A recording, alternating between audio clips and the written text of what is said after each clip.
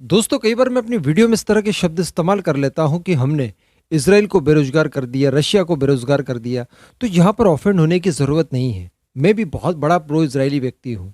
Even मैं तो ये कहूँ कि जो केडीएफ चैनल है, ये पूरे यूट्यूब पर सबसे ज़्यादा प्रो इजरायली चैनल है। मुझे नहीं लगता कि इससे ज़्यादा प्रो इजरायली चैनल आपको यूट्यूब पर दूसरा कोई सा मिलेगा। तो आप लोग निश्चिंत रहिए। लेकिन दोस्तों, वही हथियार जो कि हम लोग इन देशों से खरीदते हैं, जब हमारे खुद के वैज्ञानिक अपनी मेहनत से इन्हें डेवलप करते हैं, तो खुशी होती है। यहाँ पर आप कॉन्टेक्स्ट समझा करिए।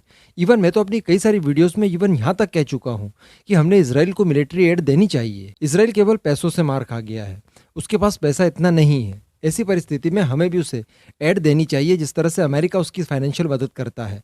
अमेरिका जितना नहीं, लेकिन उसके 50% या 25% तो हमने एटलीस्ट देने ही चाहिए।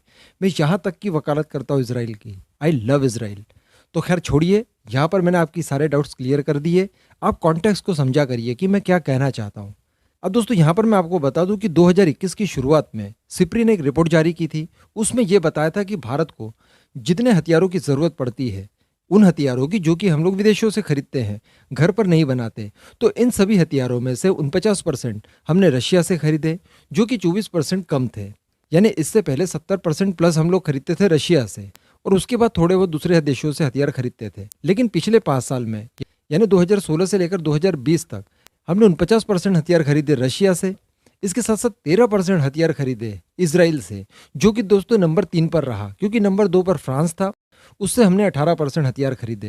हालांकि फ्रांस का नंबर इतना ऊपर नहीं आता, वो तो हमने रफाल वगैरह खरीदे इस बीच, और रफाल के कई सारे स्पेयर पार्ट्स, उसमें लगने वाले हथियार खरीदे, इसलिए फ्रांस नंबर 2 पर रहा, वरना शायद इसराइल नंबर 2 पर होता।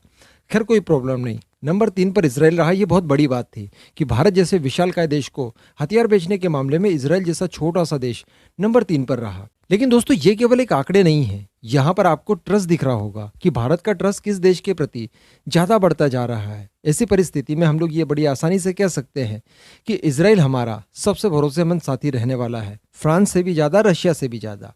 इसीलिए दोस्तों, इसराइल के साथ कॉपरेशन बढ़ाने के लिए भारत ने कई सारे कदम उठाए हैं। अभी रिसेंटली दोस्तों, एस जयशंकर सर, जो कि हमारे विदेश मंत्री हैं, उनका एक टूर हुआ इसराइल का। वहां पर उन्होंने कई मुद्दों के ऊपर बात की इसराइल से, कई मुद्दों के ऊपर एक साथ सहमति बनी दोनों देशों के बीच में। अब ये बताया जा रहा है कि जो 15वीं ज्वाइंट वर्किंग कमेटी की जो मीटिंग हुई थी, उसमें उपस्थित थे हमारे डिफेंस सचिव मिस्टर अजय कुमार जी।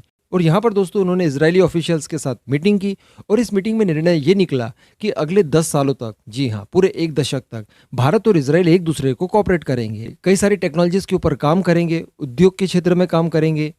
कुल मिलाकर एक 10 साल का रोड मैप बना है। तो यहाँ पर सबसे इंटरेस्टिंग बात यह रही कि यहाँ पर डिफेंस सेक्टर के बीच में भी कॉपरेशन बढ़ेगा बिटवीन इसराइल और इंडिया। यानी इंडो इसराइल मिलकर अगले 10 सालों तक डिफेंस के क्षेत्र में भी बहुत बड़े पैमाने पर कॉपरेशन को बढ़ाएंगे। यानी यहाँ पर आप ये कह सकते हैं कि एक दूसरे के साथ इंटेलिजेंस शेयर करना, इसी के साथ नए नए हथियारों के ऊपर काम करना, एक साथ उनकी टेक्नोलॉजी डेवलप करना, जिसे कि जॉइंट वेंचर कहा जाता है, ये सारी चीज़ें होने वाली है। कुल मिलाकर आने वाले समय में आप ये देखेंगे कि इसराइल और भारत कई सारे नए प्रोजेक्ट्स के ऊपर काम कर रहे हैं। जिस तरह से एमआरसीएम वगैरह, इसको हमने डेवलप किया साथ में, इसी तरह के कई सारे जॉइंट वेंचर्स भारत और इसराइल आने वाले समय में स्टार्ट करने वाले हैं। ऐसी परिस्थिति में यहाँ पर इसराइल और भारत दोनों को ही काफ़ी बेनिफिट मिलेगा। तो ये बहुत अच्छी चीज़ है कि आने वाले 10 सालों तक इसराइल और भारत ऑफिशियली बंध चुके हैं। इस पूरे मुद्दे पर आपका क्या मानना है, नीचे कमेंट करके ज़रूर बताइएगा।